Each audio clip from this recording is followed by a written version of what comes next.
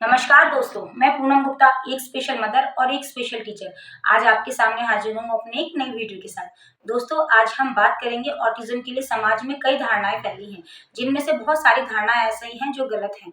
जैसे कि माना जाता है कि टीके ऑटिज्म का कारण बनते हैं, यानी कि जो वैक्सीनेशन होती है, जो छोटे बच्चों को वैक्सीन लगाई जाती है, उसकी वजह से बच्चों को ऑटिज्म हो जाता है।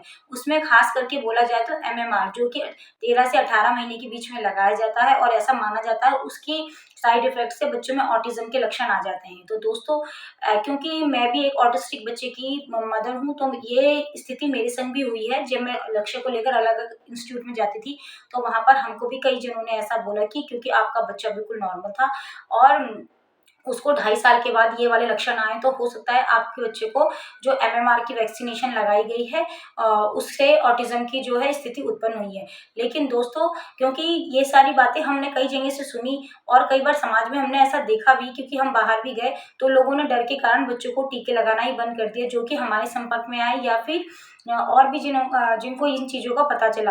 तो दोस्तों, ऐसा नहीं है। साइंटिस्ट ने बहुत सारे शोध किए हैं जिसमें उन्होंने ये पता लगाया जो ये गंभीर बीमारियां होती हैं, इनकी रोकथाम के लिए जो भी ये छोटे बच्चों के लिए टीके या वैक्सीनेशन बनाई गई है, इन्हें लगाना बहुत ज़्यादा ज़रूरी होता है। इनके द्वारा कोई भी ऑटिज्म के लक्षण नहीं आते हैं। ये तो पैदाइश ही होते हैं या फिर वर्चुअल ऑटिज्म होता है, जो कि हमें स्क्रीन के द्वारा आता है। तो दोस्तों, इन बच्चों को ऑटिज्म इन वैक्सीनेशन की वजह से नहीं होता है, तो उन्हें वैक्सीन करवाना बहुत ज़्यादा ज़रूरी होता है। और साथ ही साथ ऐसा भी माना जाता है जो ऑटिज्म का इलाज संभव है। तो दोस्तों, ये कोई बीमारी नहीं है, ये एक स्थिति है जिसमें बच्चे को जितनी जल्दी हम हस्तक्षेप करते हैं, उन्हें जितनी जल्दी हम थेरेपी कराते हैं या उनका विकास करने के लिए हम जो स्वयं उनके संग काम करते हैं जितनी स्पीड से, तो उससे बच्चे में बहुत अच्छा बदलाव आता है। यदि हम लेट करते हैं तो बच्चे में बदलाव आना संभव नहीं है। इसकी कोई दवाई नहीं होती है दोस्तों, इसके लिए सिर्फ थेरेपी ही होती है या फिर इनकी कुछ साइड में दवाइयाँ चलाई जाती हैं, जिसकी वजह से इन बच्चों को कहीं न कहीं कंट्रोल किया जाता है, जिससे इनकी हाइपर एक्टिविटीज़ वगैरह में थोड़ा-सा कमी लाई जाती है। लेकिन दोस्तों, इसका कोई इलाज नहीं है, क्योंकि ये कोई बीमारी नहीं होती है। और दोस्तों, इसके साथ ही साथ ऐसा माना जाता है कि जो ऑटिस्टिक बच्चे होते हैं, इनमें सहानुभूति नहीं होती। तो दोस्तों, ऐसा नहीं है। जो ऑटिज़्म के बच्चे होते हैं, इनमें बहुत ज़्यादा सहानुभूति होती है, क्योंकि ये बच्चे जो हैं, हो सकता है अपने व्यवहार से उस समय ये प्रदर्शित नहीं कर पाते हैं कि इनमें जो है सहानुभूति की भावना है या फिर इनके अंदर कोई इमोशनल चीज़ें भी चल रही हैं। पर ये धीमे-धीमे अपनी बातों को समझाना शुरू कर देते हैं। यदि वो गुस्सा भी होते हैं तो उसका कोई कारण होता है, वरना वो उनकी बातों को गलत नहीं समझना चाहिए। वो कई बार बिना वजह भी गुस्सा हो जाते हैं और कई बार किसी वजह से भी गुस्सा होते हैं, लेकिन थोड़े समय बाद जब वो शांत होते हैं तो वो अपने इमोशंस को दिखाते हैं। वो अगर आपके साथ आप उससे नहीं बात कर रहे हैं तो वो आपके पास आते हैं, वो आपको प्यार करते हैं, वो अपने इमोशंस को ज़ाहिर करना चाहते हैं कि आप मुझसे नहीं बोल रहे हो या मैंने कुछ गलत किया है, तो इन सब चीज़ों को वो कहीं न कहीं ज़ाहिर करते हैं। तो दोस्तों, ऐसा नहीं है कि उनके अंदर इमोशंस नहीं होते हैं, बस ज़रूरत है उनके इमोशंस को समझने की। दोस्तों, ऐसा भी माना जाता है कि ऑटिज्म केवल बचपन का विकार है। तो दोस्तों, ऐसा नहीं है कि ऑटिज्म केवल बचपन का विकार है।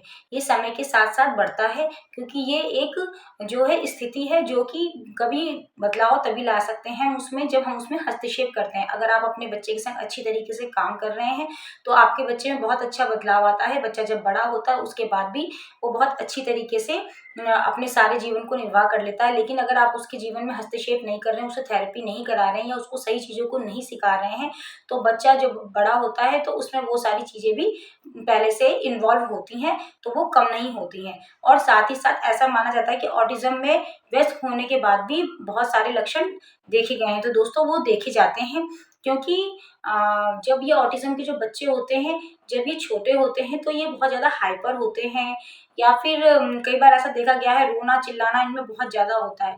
लेकिन जैसे-जैसे इनकी उम्र बढ़ती है तो इनमें तो शायद कहीं कमी आती है, लेकिन इसकी बजाय ये थोड़े से एग्रेसिव होने लग जाते हैं, क्योंकि ये अपनी बातों को बोल नहीं पा रहे हैं और आप इनकी बातों को समझ नहीं पा रहे हैं। तो इस वजह से इनमें थोड़ा-सा एग्रेसिव होने का जो लक्षण है वो दिखने लग जाता है। तो दोस्तों, ज़्यादा ज़रूरी है कि आप अपने बच्चों के संग अच्छी तरह काम करें, उनके संग व्यवहार बहुत अच्छा रखें, उन्हें हँसाएँ, उन्हें खिलाएँ, उन्हें घुमाएँ, लेकिन उन पे बहुत ज़्यादा गुस्सा नहीं करें। यदि आप उनके आगे हर समय गुस्सा करेंगे, तो उनका व्यवहार भी उसी तरीके का हो जाएगा और वो बहुत ज़्यादा एग्रेसिव होते जाएँगे। दोस्तों, क्योंकि ऑटिज़्म एक स्थिति है, तो इसके लिए बत मार्केट में बहुत सारी अवधारणाएँ, आप जितने इंस्टीट्यूट में जाएँगे, आप जितनी जगह जाएँगे, तो हर जगह आपको एक अलग बात बताई जाएगी। क्योंकि हम एक ऑटिस्टिक बच्चे के पेरेंट्स हैं, तो हमने भी ये अलग-अलग जागे जगह जाकर अलग-अलग चीज़ों को सुना और सहा है। कई बार तो हमको भी ऐसा लगता था कि पता नहीं हमारी कोई गलती है, जिसकी वजह से लक्ष्य में ये ऑटिज़्म आया, लेकिन ऐसा नहीं है दोस्तों। ऑटिज़्म आने के बहुत सारे कारण हो सकते हैं, जिसमें कि दोस्तों ऐसा माना जाता है कि एक तो ये बाय बर्थ ही होता है और एक वर्चुअल ऑटिज़्म होता है, और वर्चुअल ऑटिज़्म में जो है स्क्रीन की वजह से बच्चे को ऑटिज़्म होता है।